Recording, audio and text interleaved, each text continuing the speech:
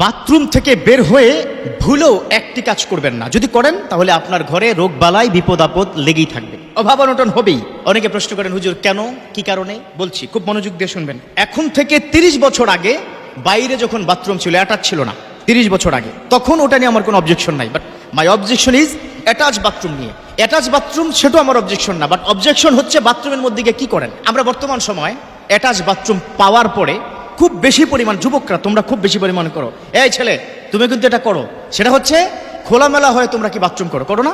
খোলামেলা হয়ে কি গোসল করো না? এখান থেকে যে তোমার বিপদ আসে তুমি সেটা বুঝতে পারো না, অনেক বিপদ হয়। তাহলে বাথরুমে যখন তুমি প্রবেশ করবে, তুমি কি করে প্রবেশ করবে, কেন প্রবেশ করবে, আল্লাহ রাসূল কি শিক্ষা দিয়েছেন? Listen to me very very carefully. আমার বিশ্বনবী তিনি কি শিক্ষা দিয়েছেন?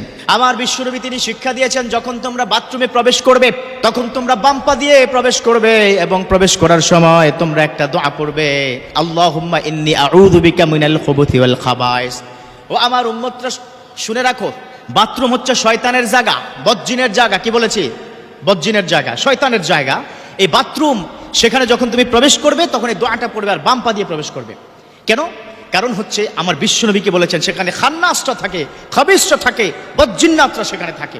এজন্য বলেছে আল্লাহুম্মা ইন্নী আউযু বিকা মিনাল খুবুসি ওয়াল খাবায়েস, আল্লাহ আপনার কাছ থেকে শয়তান ও খবিস, খান্নাস, বদজিন থেকে হেফাজত চাই। এর মানে কি বাথরুমের মধ্যে সেটা আছে। এবার আসুন, বাথরুমে গিয়ে খোলামেলা হয় কি গোসল করার পরে অনেক ধরনের রোগ হয়। এর মধ্যে একটা বিশেষ রোগ হচ্ছে যৌন রোগ, অনেকের হয়। অনেকে আমাকে বলেন, আজ থেকে বাথরুমে যুবক বন্ধুরা খোলামেলা হয়ে গোসল করা বন্ধ করো, ইনশাআল্লাহ তাআলা তোমরা পরিপূর্ণ সুস্থ হয়ে যাবে। এবার আসো, বাথরুম থেকে বের হওয়ার পরে আমরা যেই ভুলটা করি, সে ভুলের কারণে ঘরে রোগ বালাই লেগেই থাকে। এক নম্বর হচ্ছে বাথরুম থেকে বের হওয়ার সময় একটা দোয়া আছে, সেটা আমরা পড়ি না। এই পড়ো, তোমরা পড়ো নাই, পড়তে হবে। বাথরুমে ঢুকতেছো, শয়তান থেকে আশ্রয় চাইবা, বাথরুম থেকে বের হবা, আল্লাহর কাছে শুকরিয়া জ্ঞাপন করতে হবে। কারণ একটা রিল্যাক্সের জায়গা হচ্ছে বাথরুম, তাই না? ভোগে সুখ নয়, ত্যাগেই সুখ। এই ডায়লগ কি শুনেছো তো তোমরা? শুনেছেন আপনারা? হ্যাঁ, ভোগে সুখ নেই, ত্যাগেই সুখ। আপনি দেখবেন প্রচন্ড পরিমাণ যখন প্রেশার হয়, আপনি যদি বাসে থাকেন, কোনো কারণে যদি বাস না থামায়, তাহলে কি অবস্থা হয় আপনার বলুন তো? অথবা কোনো অফিসে আছেন, বিশেষ কাজ, বসের সামনে আপনি কি দাঁড়িয়ে গেছেন, স্টুলের প্রেশার অথবা ইউরিনের প্রচন্ড পরিমাণে প্রেশার, সেটা যদি আপনি ত্যাগ না করতে পারেন, কষ্ট হয় না? আমরা সব করব কিন্তু শুকরিয়া জ্ঞাপন করব না। লাইন শাকারতুম লাযিদান্নাকুম ওয়া লাইন কাফারতুম ইন্না আযাবি লাশাদীদ। আমার আল্লাহ পাক বলেছেন শুকরিয়া জ্ঞাপন করো, তোমার সুখ, তোমার সম্মান, তোমার ইজ্জত, তোমার সম্পদ সব বৃদ্ধি করে দিব। ওয়া লাইন কাফারতুম ইন্না আযাবি লাশাদীদ। না শুকরিয়া করবা, শেষ, বৃদ্ধি করে দিব না।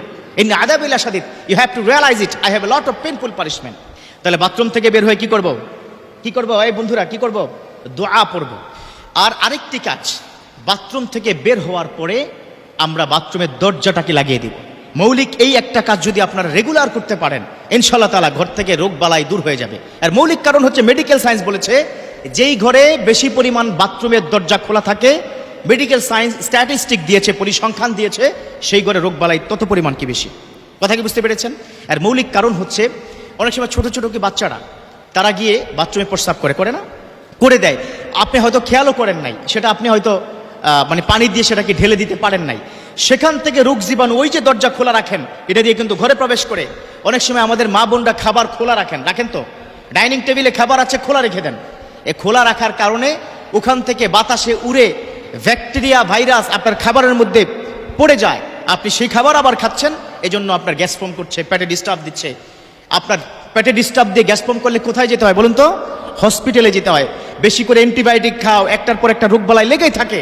তো আপনার ইনকাম হচ্ছে ফিক্সড, খরচ যদি বেড়ে যায় দ্বিগুণ হবে।